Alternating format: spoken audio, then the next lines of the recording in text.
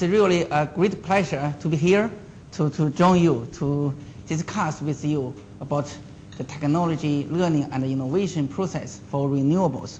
So because first I would like to say a couple of words about myself. So now currently, I'm a professor of energy economics and system analysis at Tsinghua University. So here I come here. So I'd like to share with you some of my observations about the technology learning and the innovation process for renewable. So now I'm sure so all of you has already know that China has already become the largest wind turbine installation countries, and also China is also leading the world in terms of the wind turbine manufacture capacity, and also the solar PV manufacture capacity.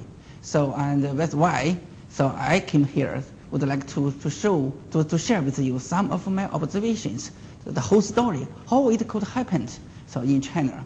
So particularly with the emphasis on the technology learning and the innovation process, because according to, I have a very little information about your program, but before I came here, I checked the program. This is something like a module of a course focusing on the technology learning and the innovation process, right? Okay.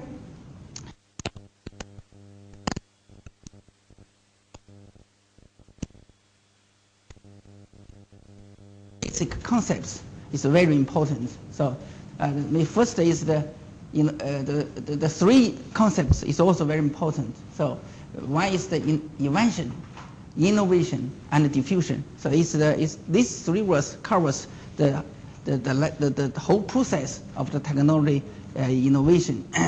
So I think if you check the literature, you know Professor Stevens. Professor Stevens is a very famous professor, so in the field of environmental economics. So he is currently a professor at the Kennedy School of Government at Harvard University.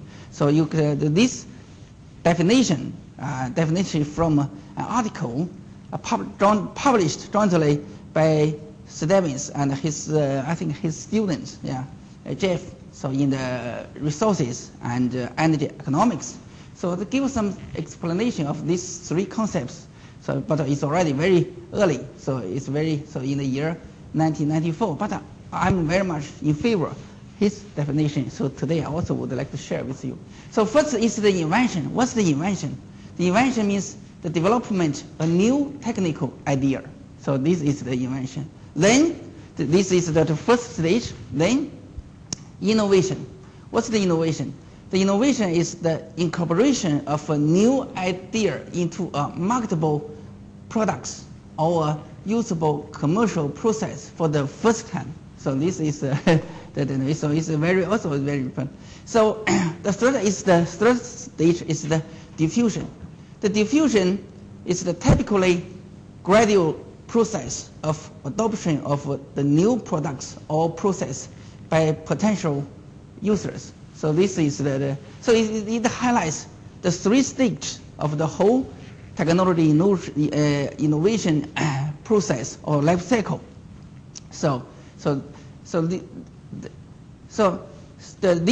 These three process or three activities can happen within one nation, but it can also happen in different nations. I think in terms of the renewable technology innovation, for the renewable technology innovation story, so we can see very much it's not happens in the same country. So it's a very global issue. It's a very global story. So then I would like to next we will give some information to show this, and also the very important part for because currently the renewable energy, majority of the renewable technology cannot compete with the conventional technologies. For example, the solar PV technology cannot compete with, in China, still cannot compete with coal-fired power generation technologies. So and also for the technology diffusion, so it follows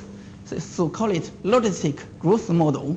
So why it could happen? So it's very much related to the information issues. So now I think in the context of China, the diffusion of domestic, the diffusion of household biogas digesters very much follows this curve. So it have the whole diffusion process involves 3 stages. First, the start, the stage. Then the highest beating climbing stage. Then is market saturation, is stabilization. So if you check some literature about China's household biogas diffusion process, you can very much follow this the curve. So now here D is the point D is a very important point. So at this time, even the technology, the new technology, can compete with the reference technology or the conventional technology. But it also, if we get widespread application, it also needs time. It takes time. Why? So this is very much involves the information issues. That also shows the learning process. Because for a farmer household, if they wanted to install a household biogas digester, they needed to know what's the benefits for the installation. So what's the benefits? And also they also needed to know what's the performance of the technology. Because it also involves the uncertainty issues of a decision-making process. So they needed to learn each other. So, for example, if the neighbor installed the household the biogas digester, it promotes very well. So the neighbor can get a good benefits in terms of providing the quality gas for cooking and also for the lighting using the biogas. So they learn, okay, it's very good. So then they can they can also use and start thinking to install the technology, the biogas technology. So this is the curve. It's very typical in terms of the technology innovation economics. So this is some of the basic concepts for understanding the China story. So I think because this is something of the fundamentals of the technology innovation economics, so I suppose you are very much familiar with these concepts and analytical frameworks. So I just use some words, to give a summary to have a, for me it's more easier to talk about the story. So okay, I don't know usually here how the courses is conducted. So I'm sure, but if you have any questions, you can interrupt immediately, and we'll be happy to discussion with you. Okay. So I think we should also have a break time too. Yes. Okay. When? Oh, okay. Good.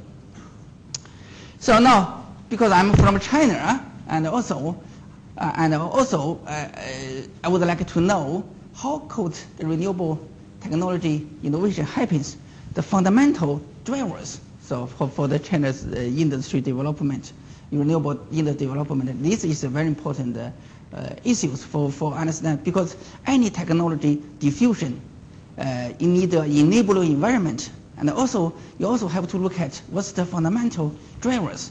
So these drivers, it cannot make the technology innovation happens.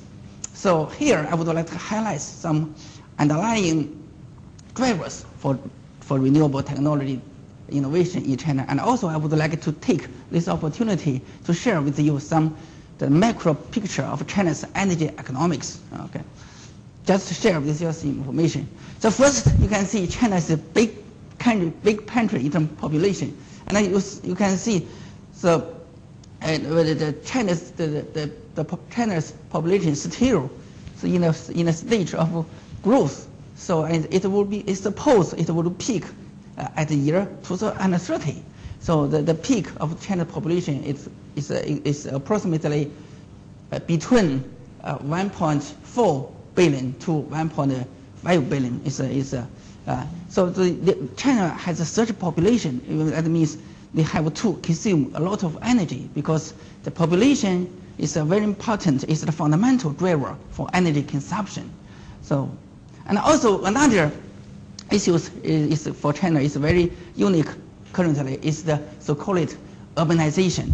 In China, there's a more population, so more population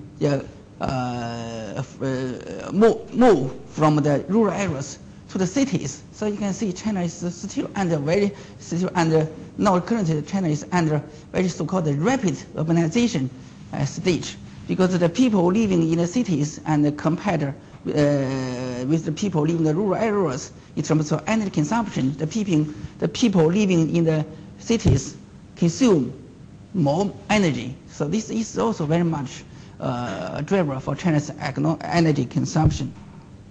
And also the economy, of course, the economy is very much based on the energy consumption. So this is the growth rate. This is the picture, it's a scenario of China's economic growth. So in the future, because China is still a developing country, is to have the people have a better life. So they have to maintain a substantial or substantial growth, economic growth. So you can see until the year 2050, the China's GDP will keeping increasing momentum. So this is so the economy. That means also means China so have to consume more energy, and also that China's energy consumption should be increased for a very long time. So this is just highlights this high driver. And also, if you look at what's the structure of China's energy supply mix, economic structure, you can see. So this is a secondary industry. It's dominated by the manufacturers. You can see from the year, from the starting time of China's reform and open to the world, it almost keep unchanged. So it's the share of the contribution of the secondary industry to the economy is very stable. It's very stable. It's unchanged. So this is also, but you know, because the secondary industry is dominated by the manufacturers, it's by the energy-intensive process. So that means China is with the economic growth, and China also consume more energy. That means also indicates China's economy for currently is very much why China's economy is energy intensive. So you can see. So this is also very underlying factors for the economic for the energy consumption growth in China. Another, okay, good. So basically, the secondary industry shows the growth of the industries. I mean, the industries, factories, etc. Right? Yes. So, but it looks like a constant figure in the last 10 years. Is that the case really? Because we hear that China is growing in terms of the industries, manufacturers, etc. But for the percentile, the total amount of the economy is growing. Hey. The percentile is. Okay, just a measure of the percentage of what is on offer. So no, it's here. It's just the China's economy. So it's the secondary industry, mainly the manufacturer, manufacturers such as the steel, cements, etc. It's also very much related to the process of China's urbanization, because urbanization in the city, you need to build more infrastructure. You need steel, you need cements, etc. For China itself, and also China exports a lot of steel products, and also So this just highlights the structure, China's structure. So another is very important part for China's energy consumption driver. So it's the so-called motorization. So you can see this is the population so of the sales and the vehicle production and sales in China. So now currently there is so-called vehicle explosion. So in China, you can see that now China is already the largest producer of cars and also the largest consumers of the cars in China. So this but it's also very much energy intensive. It's also a driver for the energy consumption. So when I talked with my students, so they are also the master students and PhD students. After your graduation, what's your dreams? So they can tell me, okay, first we would like to work at a big city, yeah? Not city like Beijing and Shanghai, okay, in city, not go to the rural areas. So this is very much related to the urbanization. The second is we would like to have a big apartment, or a good apartment, so in the big cities. Okay. So and the third is what we would like a car to drive. So this is the motor reason. So the realization of their dreams is also very much energy consuming. So this means this is the fundamental drivers for the energy consumption. So you can see, so this picture shows the private vehicles. The share of the private vehicles has been increasing significantly. That means the growth of the vehicle population very much from the private vehicles. So the private vehicles, and also this is the trucks for the transportation of the freights of the goods. It's also very important because this is also very much related to the China's economic structure. Because China's economic structure, the second industry is still 47% of the GDP. That means there's a lot of commodity be traveled with China, and also China is have a big area. So the transportation, the freight transportation is also there is a demands for the freight transport. So that's why the trucks is also the share of the trucks is big. So this is the fundamental issues for China's energy. So and also, so this is the increased, the newly registered vehicle population. So this is the stock. This is stock. It's also very much similar situation. So this is the basic drivers for the China. So because this, you can see China's primary energy consumption has been growing up. So very has been increasing so significantly. So from the just compare the year 2001 and so you can see also the increased energy consumption, the amount is very big. It's very large. So this picture shows the China's primary energy in the global the picture. So you can see first is that the first information is that so from the year 2000 to the year 2010, the world average energy consumption growth rate is approximately 1.5%. Okay, but in China it's 8.9%. That means on average, China energy consumption much higher. So in the global average. Why? So because before I introduced the fundamental structures, so it's different from the global. So this is the picture you can see, and in the year 2000, the share of China's energy consumption in the world is only 10%. Yeah, it's only 10%. But now approximately China's share is 20%. So in the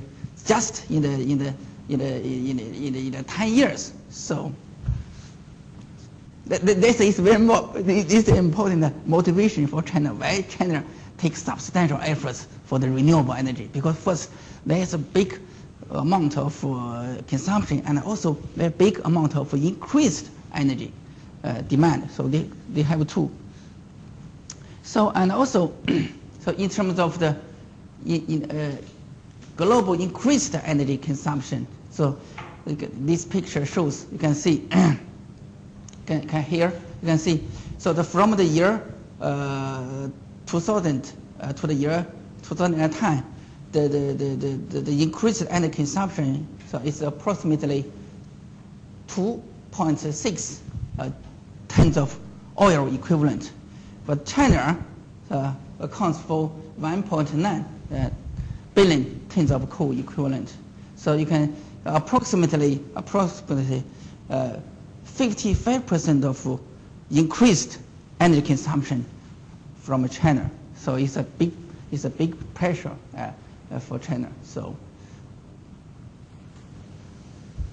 this is in the total the energy consumption picture.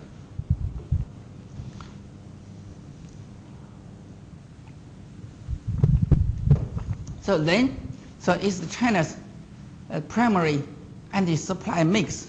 You can see this is the coal, this is the oil, this is the gas, this is the non-fossil fuels. Non-fossil fuels includes hydro, nuclear, and so-called new renewables, the wind and solar PV. But most of currently is dominated by hydro. Hydro in China is the large and medium-sized and large hydro, not a small hydro. So, and the contribution from the new renewables, such as the wind, the solar, biomass, so it's still very limited. So you can see here, China's the contribution from coal is almost keep unchanged for the last 10 years. So this is another feature of China's energy economics. So that means because this means the coal dominates China's has been dominated China's energy supply. So the natural gas recently have increased to some extent, but and the oil, the share of the oil declined to some extent. But in the absolute term, the oil consumption still increased significantly. So because of the China's energy consumption picture, this has a very big issue is the carbon dioxide emission, greenhouse gas emission. So you can see China's carbon dioxide emission has been increasing very fast, particularly for the recent years. This is very much related to the energy consumption growth rate and also the energy supply mix, which is dominated by the coal. So it's a very important. So I also just came back from the Durban COP. So there's a lot of discussion about how the global efforts to control the greenhouse gas emission, because China is very heavy. China is very much under heavy pressure to control the greenhouse gas emission, because China has already become the largest greenhouse gas emitter in the world. So the pressure has been increased from the international community. So China recognize this. So this is also very important issue why China have to promote the renewable energy application. So this is also a picture. So these pictures shows the oil consumption situation currently in China. You can see. So and also the increased amount. So it's also very substantial for China in terms of the oil consumption. So you can see from the year 2009 and 2010, the growth rate is as high as 12.9%. It's very much related to the vehicle explosion so in China.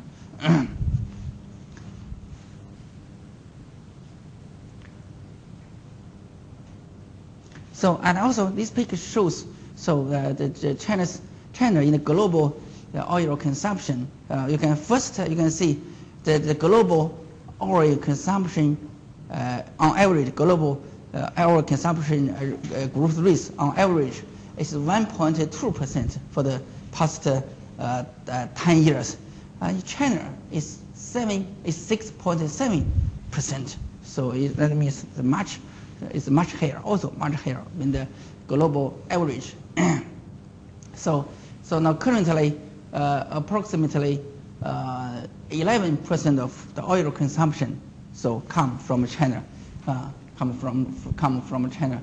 So but at the year 2000 is only 7%, approximately 7%. So you can see also it's a very important implication for the Chinese government to thinking how to develop their strategy. Yeah. Is there a correlation between growth rate and oil consumption? The former slide, previous slide. Yeah, previous slide.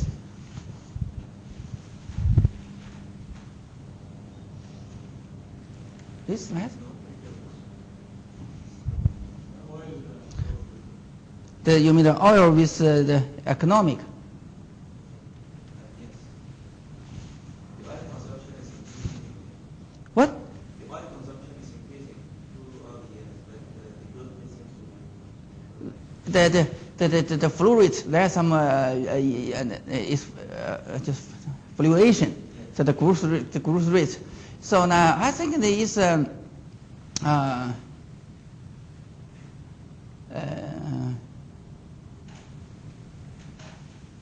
think the financial crisis in the world probably reflected those 2008 and 9 very low numbers. Yeah. Here. This is the financial. This is the financial crisis. This is related to the financial crisis.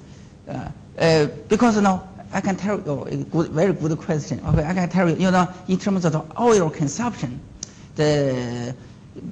approximately half of the oil consumption for the industry, not for the transportation. So the transportation has been the population vehicle probably has been going up, but the industry also account half of the oil consumption because due to the financial crisis. Yeah.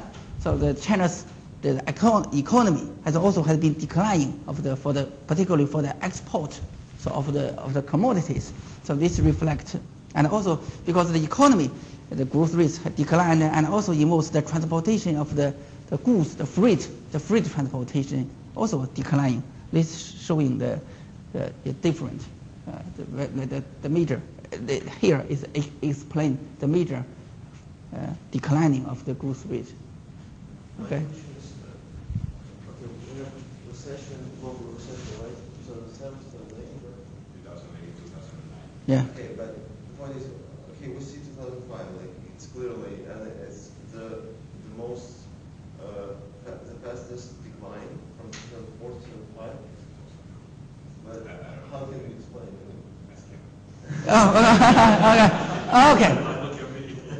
Okay. So I think here is also because now let me see. Okay. So now this also for the growth rate, usually for the 5-year plan period, the growth rate, because 2005 is the end of the 10th 5-year plan period. Usually last year the growth rate is much smaller, much smaller than the previous years. So this is explain the situation. That the economic also growth is not as high as.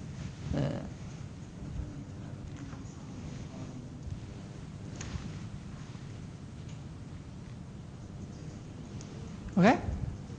So shouldn't there be the ending of another 5-year plan in 2010, and shouldn't there be a dip there too? I think the decline in 2004 is because it's caused by the government policy. Sometimes they try to cool down the economy according to the statistics. And so sometimes they would invest money in the market, so the economy would grow much faster. Sometimes it's not. The five-year plan is each 5 year the government will have some kind of new economic policy, and different year, different time they will have different economic policy that would definitely have influence on the economy. So I think there are another issues you should we should also have to focus. You can see in the absolute term, so it's not declining. Yeah. So this is just the growth rate. So now you can see if you compare the year 2005 to the year compared to 2004, it's still in the absolute term still increasing. So it's just the increase rate. Yeah. Because now this year is increased too much. Yeah. Then so because it's the base is the year 2004, it's very too much. So this is also a very issue. Yeah. Because so it's very too much. Yeah.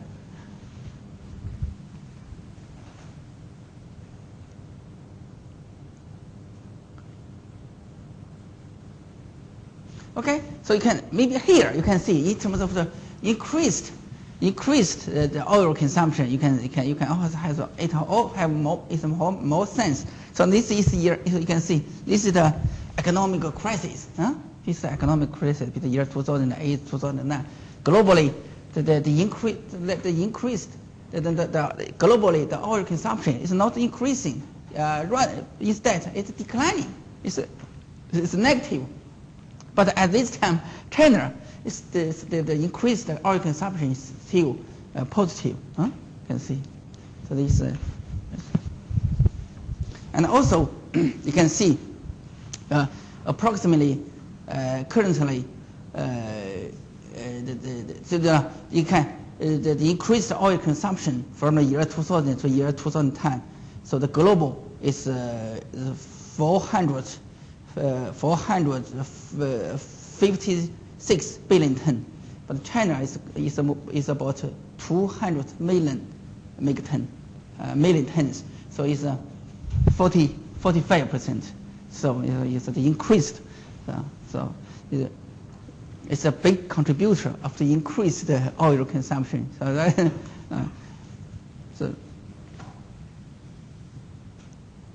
and also so in terms of the China's the energy production and consumption picture, you can see.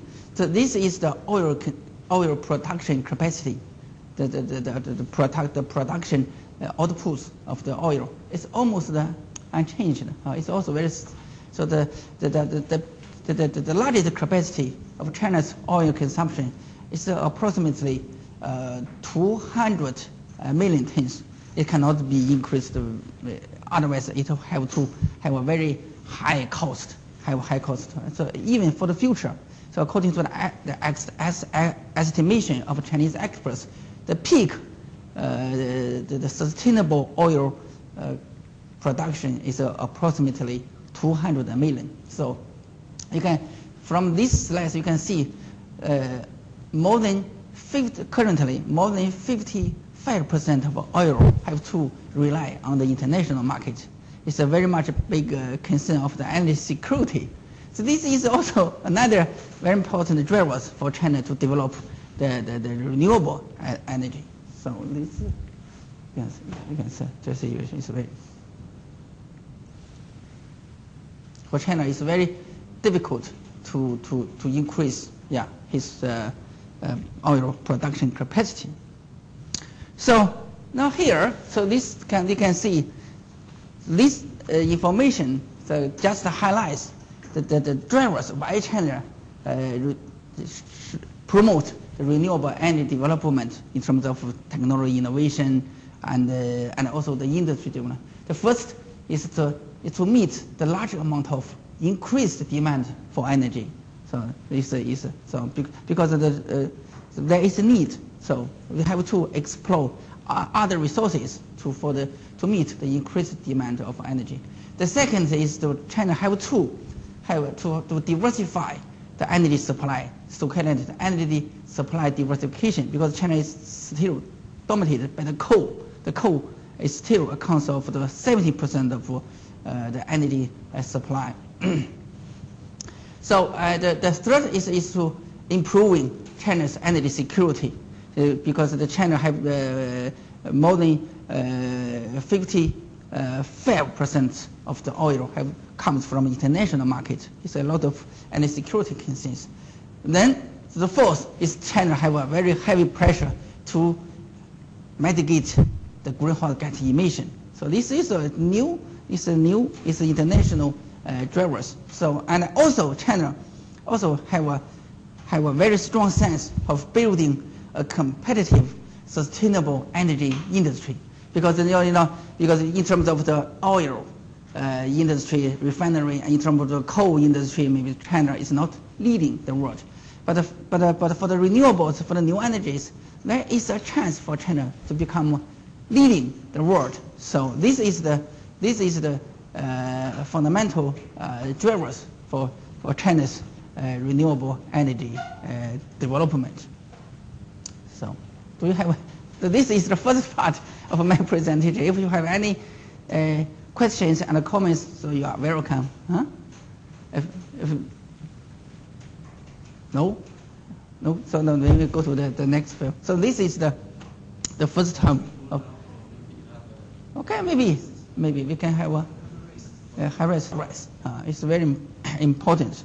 So even at the year 2004, the wind turbine size of China is dominated by the 750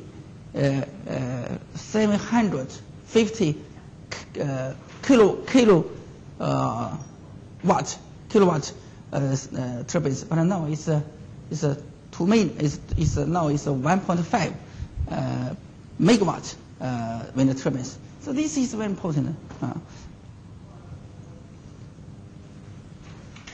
So and also, so talking about this slide shows, so it's the number of the firms. So you can see at the year, even in the year 2000, in the year one, even in the year 2000, yeah, you can see the China is also the manufacturer, the firm, the wind turbine firms dominated by the foreign ones. But recently, so China's wind turbine firms, dominate the China market. So this is also so-called a kind of progress also for the industry development. A very important part is very much related to the so-called technology learning. You can on first side, China's installation has been increasing. On the other hand, you can see the cost has been declining. This is the so-called the learning curve. So it's the two slides shows the complete learning curves. You can see at the beginning, the cost of the wind turbine is very high. It's more than, so even in the year 2007. So it's also still on the average is very high. So it's approximately 6,000 yuan per kilowatt of the cost. But now it's on average it's about 3,500 yuan per kilowatt, per 1,000 yuan per 1,000 kilowatt. That it's even cheaper than the coal-fired power generation technology. So that means this is in terms of the investment cost. So this is significant progress.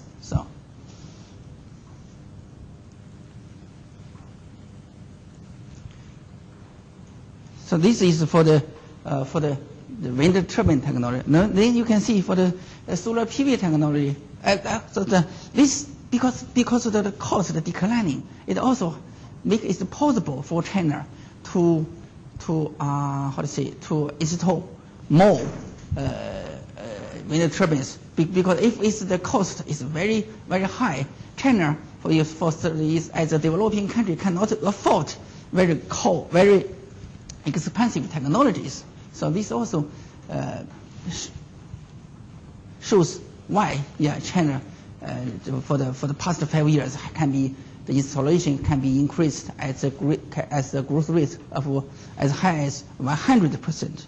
So in the PV, so now you can in terms of the market, global market is still dominated by the Germany, by the Spain, and but China, so the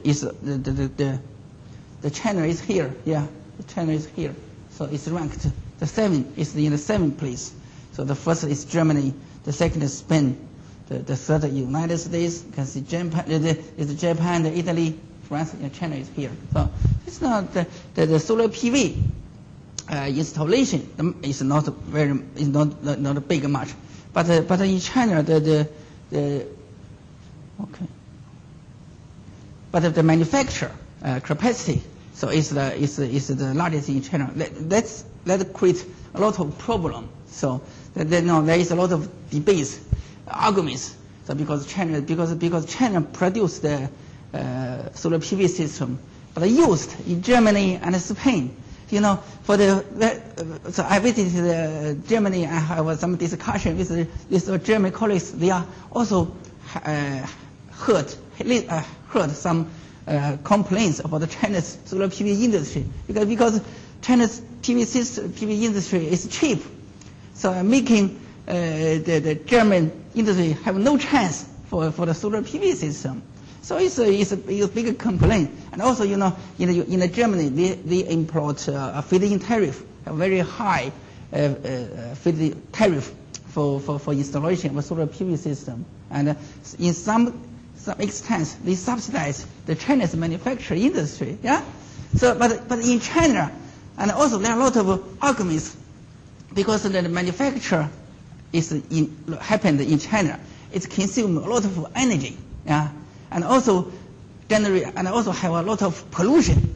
Why China do this? Okay, you see the different from different position, and the opinion is different. So it's a very important. So how could it happen? People, I was concerned about the technology innovation that is happening in China in terms of wind and photovoltaics. Mm-hmm.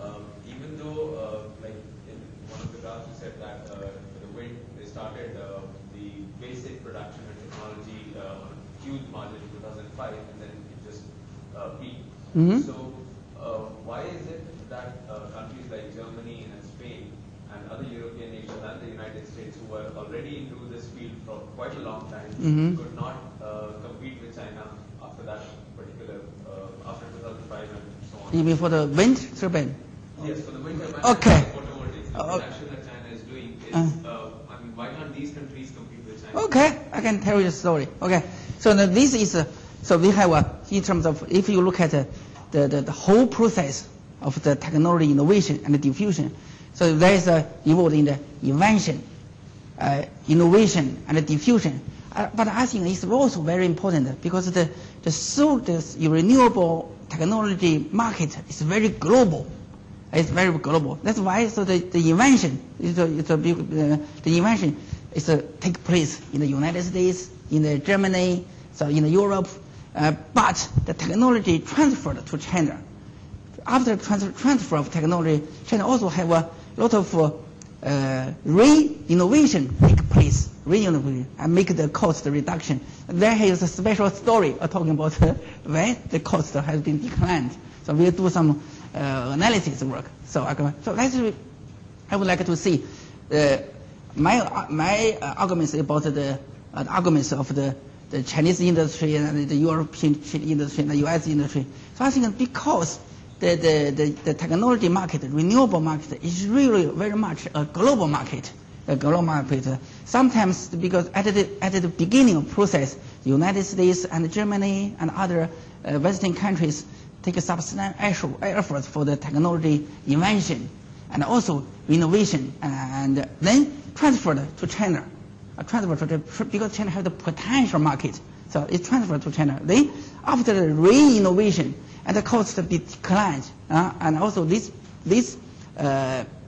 and it is taught on a large scale for the wind turbine. But for the solar PV and also the technology transferred from the Western countries to China after the re-innovation, the cost is declining and even is more competitive compared to the German industry, to United States industry. Then, so there, how to say, the installation also give an incentive for the Chinese manufacturers to reduce their cost to stimulate the re-innovation. Then, so now, a complaint is that, okay, the major market is still in the United States, in Germany, but I think I will tell you, in 5 years, China should be the largest installating, is also largest country in terms of solar PV system installation. China will take over, and also they will also stimulate also provide incentive for the cost reduction for the China manufacturing industry. I think it's very good. It's benefit from the international perspective, because the cost has declining of the renewable energy. It's very important. It's in the interest of the global. It's increased the welfare of the world. So we cannot just complain just that if you just how the concern the interest of the one country. I think from the globally, the technology collaboration, technology transfer, and it's very, very important. It's very, very important. So this is the story I would like to show. Okay, so for China, so because this shows China's solar PV market structure. So you can, at the beginning, China has a big population. So far, has not access to the electricity, has not enjoyed the modern energy service. That's why the solar electrification is a part of the solar PV installations. But recently, so you can see recently the large scale wind connected projects has been increasing substantially. That means there is a trend, and large part of the increased solar PV installation will come from the so-called large-scale PV in the desert areas. So, so this is the trend. That's why China can, according to the energy planning, according to the renewable energy planning, and discussion, by the year 2015, the total installation of a solar PV system will be 20 gigawatt. Will be 20 gigawatt. But because I'm involved in the planning process, so we have a lot of discussion. Even in the last year, we discussed gave a target for the solar PV installations for China is 5 gigawatt. So last year, so maybe maximum is 5 gigawatt. But because you can see the cost decline very, very substantially. So now, and also China China be able to implement a so-called feed-in tariffs for the solar PV system. Then, so we just we adjust the targets for the solar PV installations. Now it will be 20 gigawatt. So it's very substantial adjustment. That's why I see China will take over, will be the largest solar PV market in China, in the world. So you can, this is very much, so our learning curve, we'll talk about the learning curve. You can see, so this is the installation of the solar PV. Not the installation, it's the production and the sales of the solar PV system, because most of the PV system is installed in Germany and Spain, is globally. So you can see this is the cost. You can see it's very much the cost reduced with the increase of the scale. This is very typical learning curve of the process. This is very much the scale of the industry, the scale of the production is very much important factor for the reduction of the cost. So this is the learning curve. This is very much the learning curve. And also, China also have some strengths compared to the Germany. That is so-called because there are some new, there's some re-innovation. That's China. That make China's manufacturing sector is more competitive with the Germans. So because the sales price of the crystal panel, so in Germany and China, is different. There is a gap. That means this slide indicate China's manufacturing industries is more competitive. And also during my conversation with the German colleagues, so the German colleagues told me, so we still have some opportunity for the wind turbine, but we will have no chances for the solar PV system.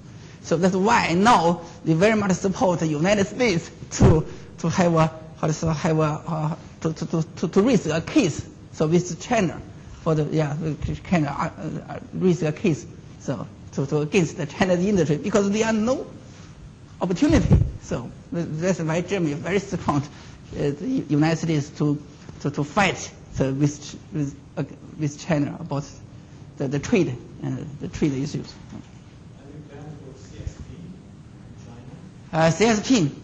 CSP, no,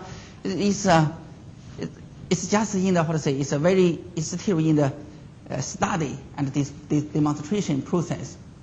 So there is the Chinese Academy of Sciences. So they are do a lot of research. The government have a scientific research program to support the technology development and demonstration. But in the future, so it's not so clear about the CSP technology. But recently the major attention is to the solar PV system. But there is some chances in the future, but it's not so clear. They're doing a lot of tests for photovoltaic, and there's a lot of research in Yeah. storage. Storage. Yeah. So the CSP can store using Yeah. thermal storage. Yeah. But in me, we have to improve the technology for storing energy generated by You are right, because now the bottleneck for the solar PV large-scale utilization of solar PV is the grid connection. So because you need also build the storage facility to make it happen. So you are right. They also have some research on the storage. At the same time, I think the CSP is of course is still an option for China, but it's still in the research and demonstration process. China would like to find out what's the most appropriate CSP technology, and in terms of application and also the demonstration through the demonstration, we will try to find some.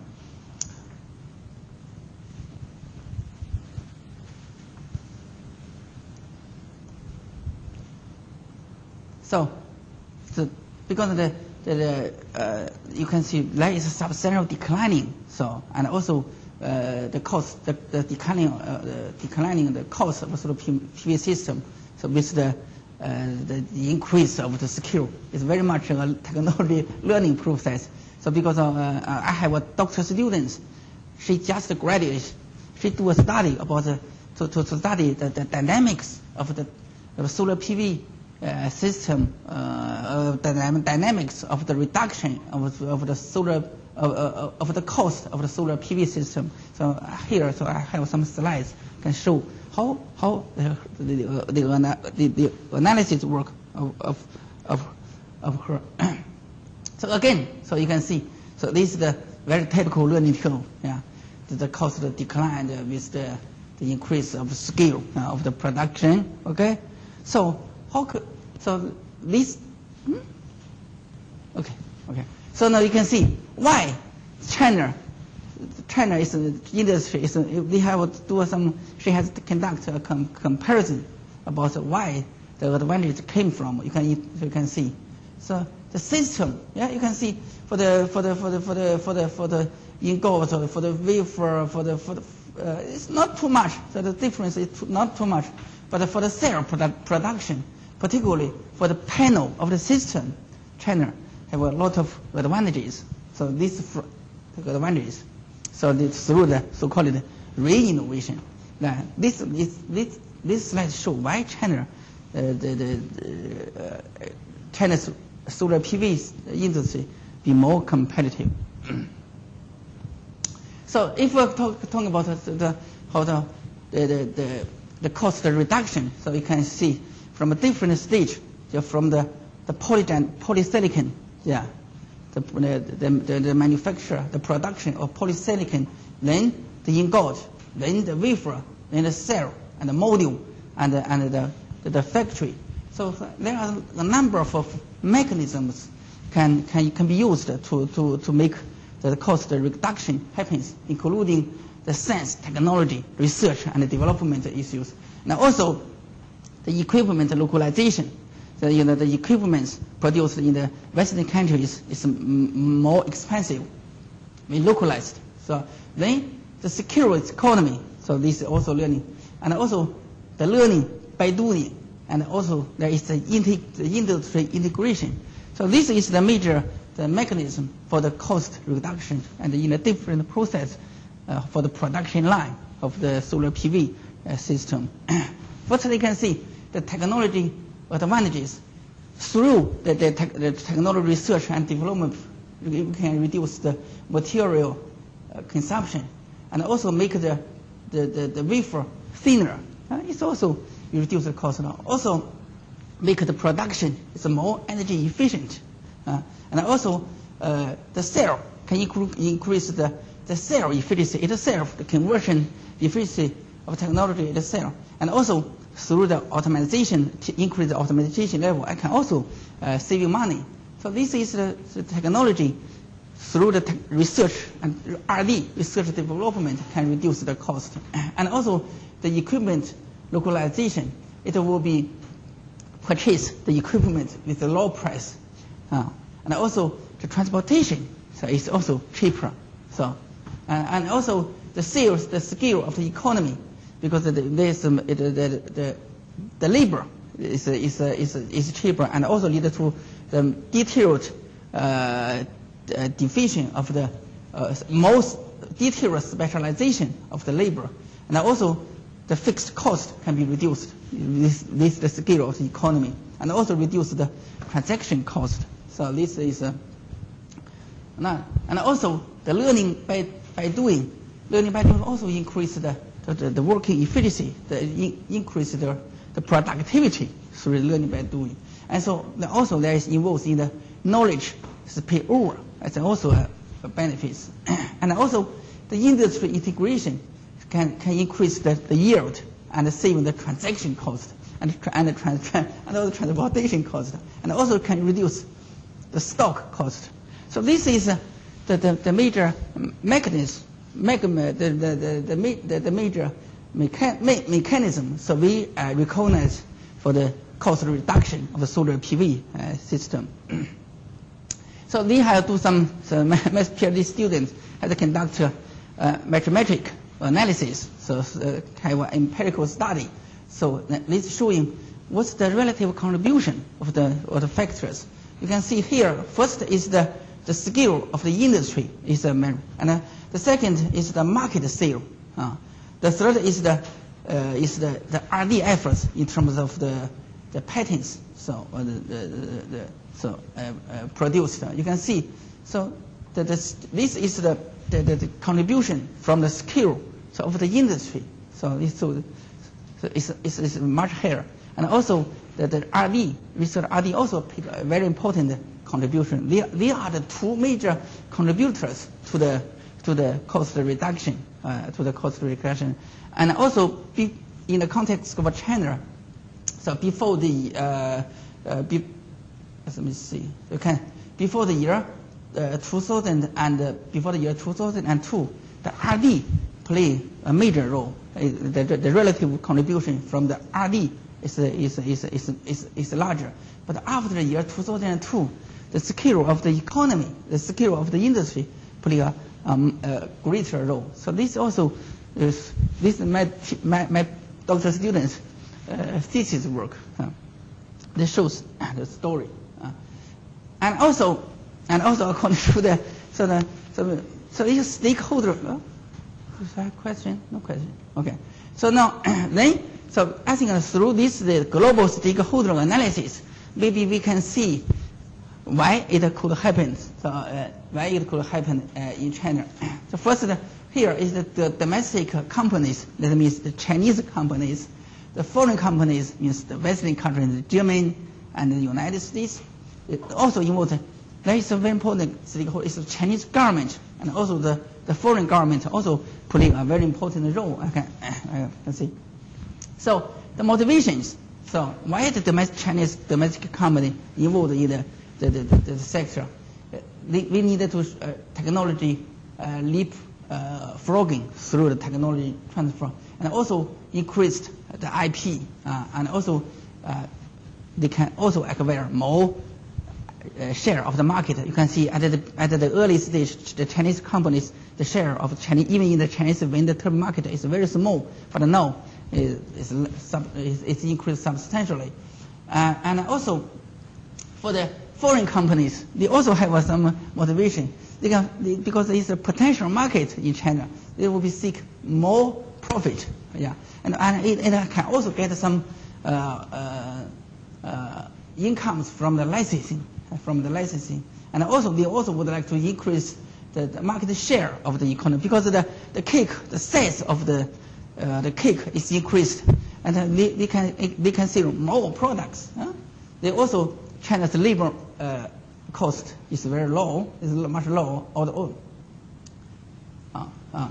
low, and also they have more sense about the wind resources, and make their technology more adaptable to the local conditions. So that's why the Chinese government and the foreign company can work together for the re-innovation through technology transfer to reduce the wind turbine cost and solar PV cost. What's the actions? So including the licensing and also joint technology development, and also also involved the joint venture re-innovation. And for the Chinese government, so they would like to, very important, would like to reduce the cost of the technology, because the technology cost is high. China cannot affordable. So they are this is a very important motivation. And also addressing the energy security issues, just I mentioned. And also they would like to also build China's own competitive, sustainable, renewable energy industry.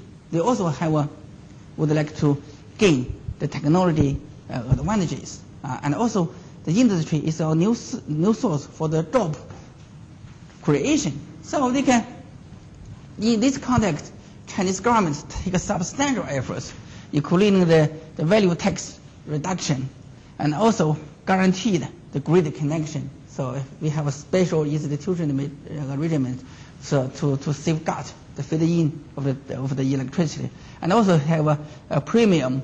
They give us substantial efforts to support the research and development in the technology transfer to China. But the localization process, you also need some further research and development.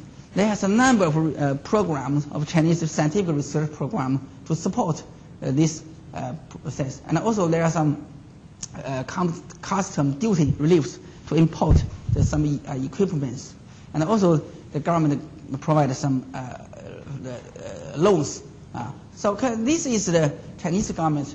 For the foreign government, they also, why at the early stage technology transfer can be happening, also call it joint renovation can be happening, because first the foreign government also would like to improve the reputation.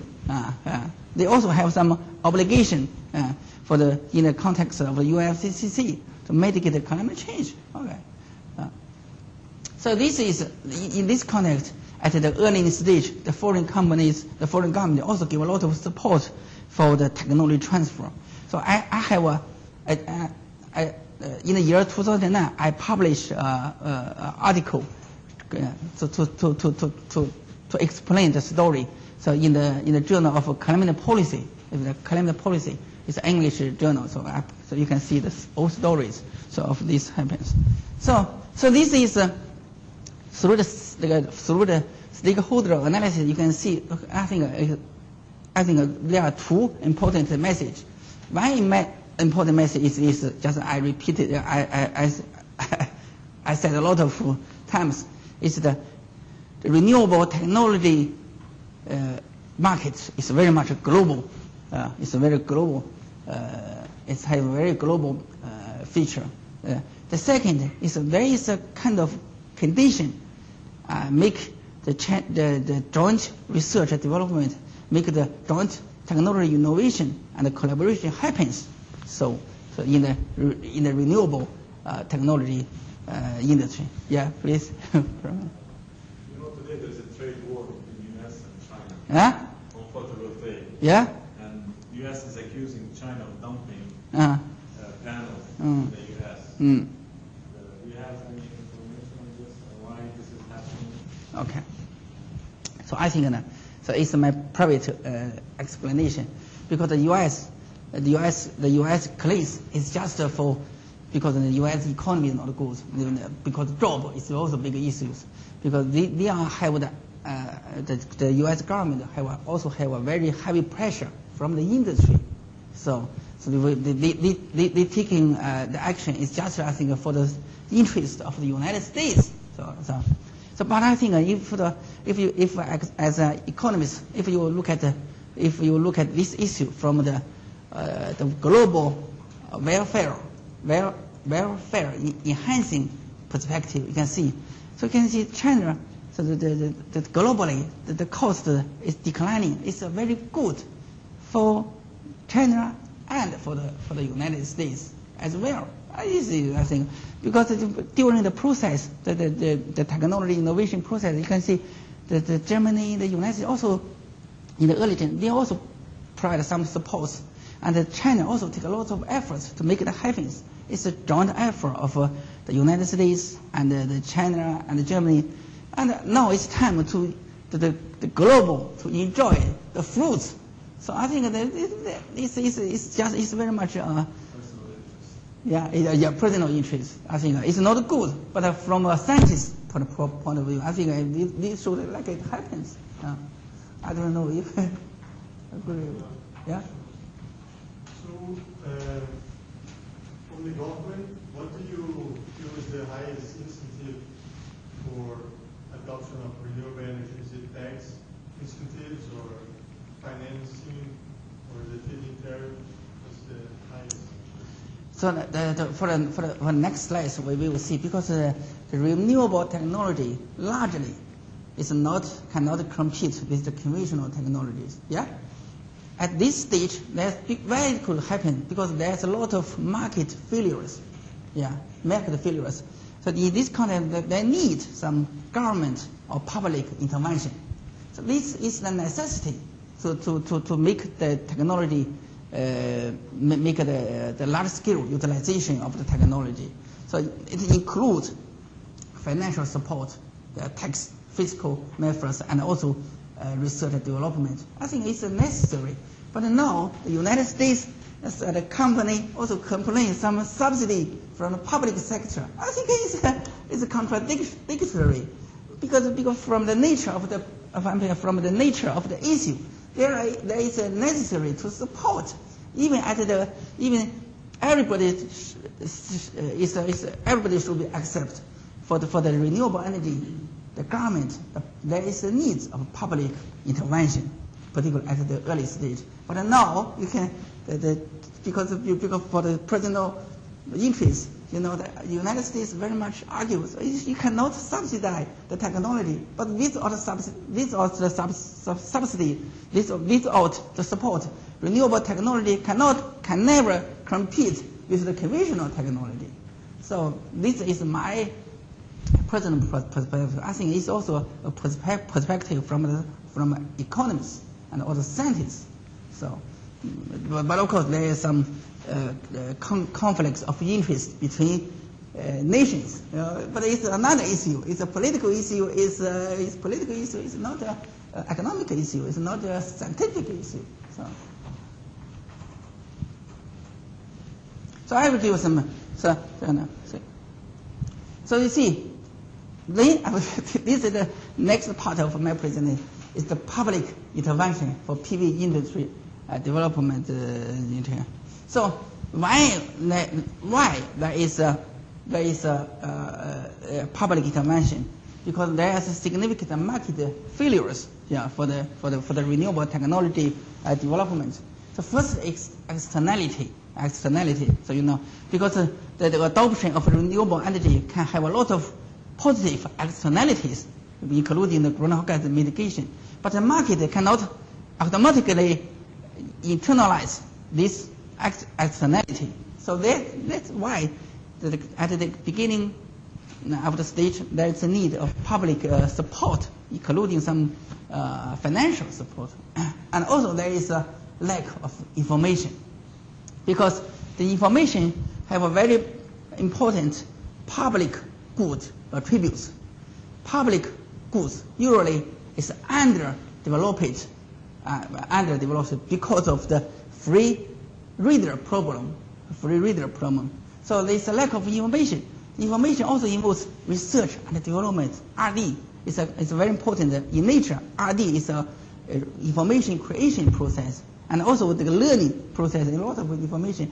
So this kind of lack of information, this information also need a public support. That means why you need to build demonstration products, why the government should have some special research program to in nature is provide information.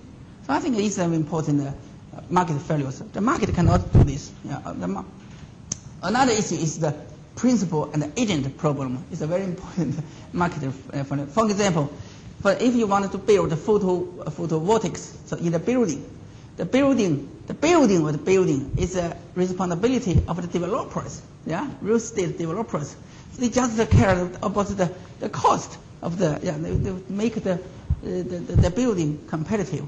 The user so enjoy the benefits of a solar PV, the solar PV system. But you can see there is a conflict of interest. So these kind of things is also the market cannot solve this issue. I think it's identify the three major market failures justify the intervention of public. So this is particularly the renewable technology for the renewable technology innovation.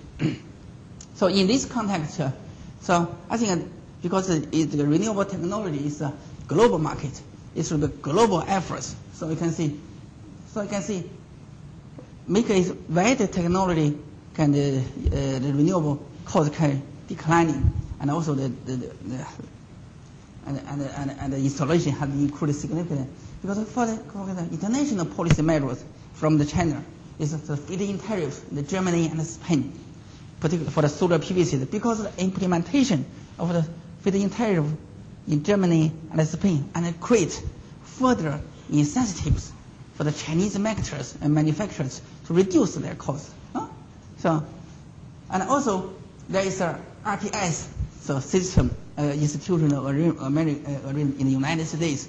That's why also there are a lot of solar PV products go to the United States. And also in the early stage for the invention, the Europe, the United States, and Japan put a lot of money to support the research and development for the invention, for the renovation as well. And also there is a mechanism to support the technology transfer. So this is, I think, the international policy measures. And for China, so I think it's very important part is the milestone for China there is a renewable energy legislation took effect in year 2005. So it's very important. And also the Chinese government have some special programs, so including the rural electrification. In the early stage, it's a rural electrification program for the PV system.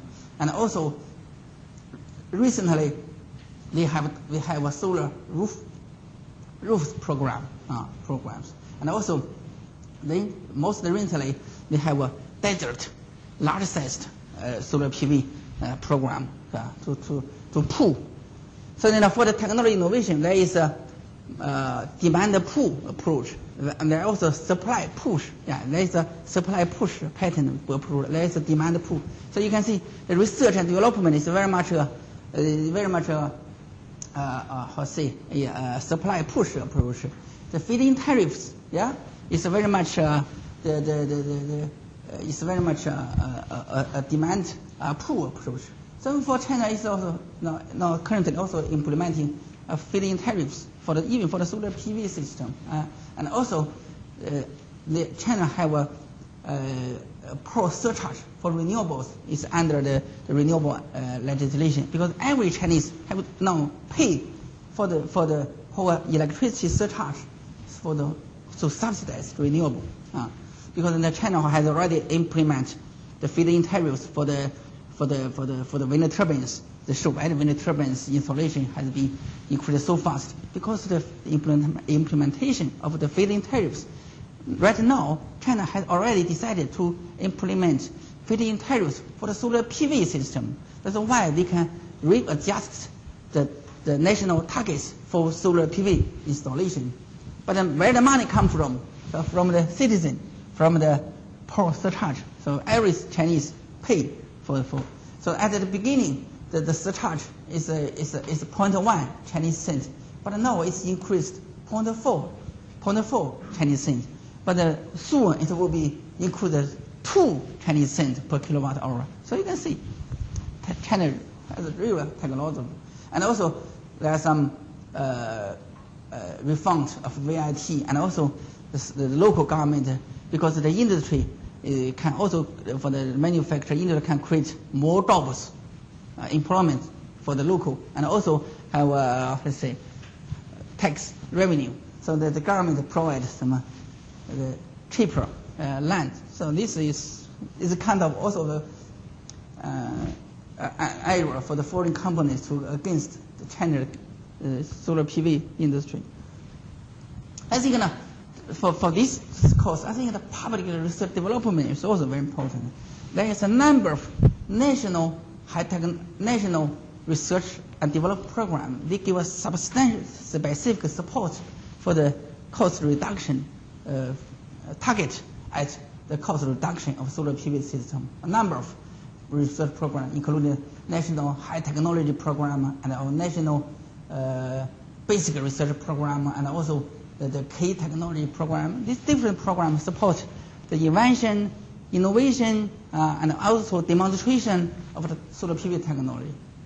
I think this is very most important is China also is setting legally binding targets for the non-fossil fuels for the future, for the next 5-year plan period. That means by the year 2015, the non-fossil contribution will be as high as 11.4%. This also seeing a signal for the whole society, such that the resources can be mobilized to this sector. Okay, and this is the targets, the discussion. I mean, last year is 5 gigawatts, but now it's increased to 20 gigawatts. So now you can, it's 20 gigawatts. But for this, so now for the by the year 2000, it may be 100 gigawatts. So there are some discussion, but it's not officially published. So I have to use the cited here, the older numbers. So now again, so I would like to emphasize. So I think because of the renewable industry innovation has the characteristics is unity, is unique, is unique, it's very much globally. So it's the public sector and also the private sector and the developed countries and developed countries in the past take a substantial efforts and to make the cost reduction happen. So I think it's a very important story for the renewable technology invention, renovation, and also diffusion. So I would like to highlight. So in this context, so I think some concluding remarks. So one is according to the story of solar PV system. So academically, the correlations between the solar PV panel price and the sales of the solar PV industry and the research and the development are very much significant. It's very significant. So you can see, so this shows how the learning take place. The second, the cost reduction.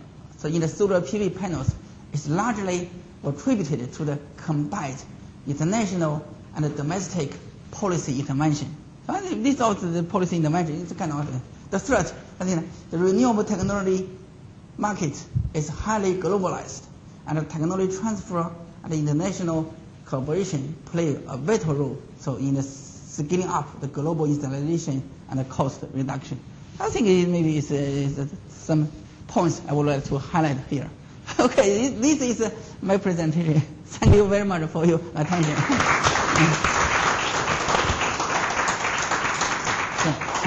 So I have a number of publications. So I will send to the professor and to Abisi. Yes. Maybe through you can share with you, because now I'm currently with the invitation of the energy policy. I'm the guest editor for a special issue of the renewable energy in China. So this volume will be published before the May of the next year. So it's English, of course, English. So you can see, if you want to understand the whole story of China in detail, maybe you can look at this special issue. Okay. Thank you very much. Okay.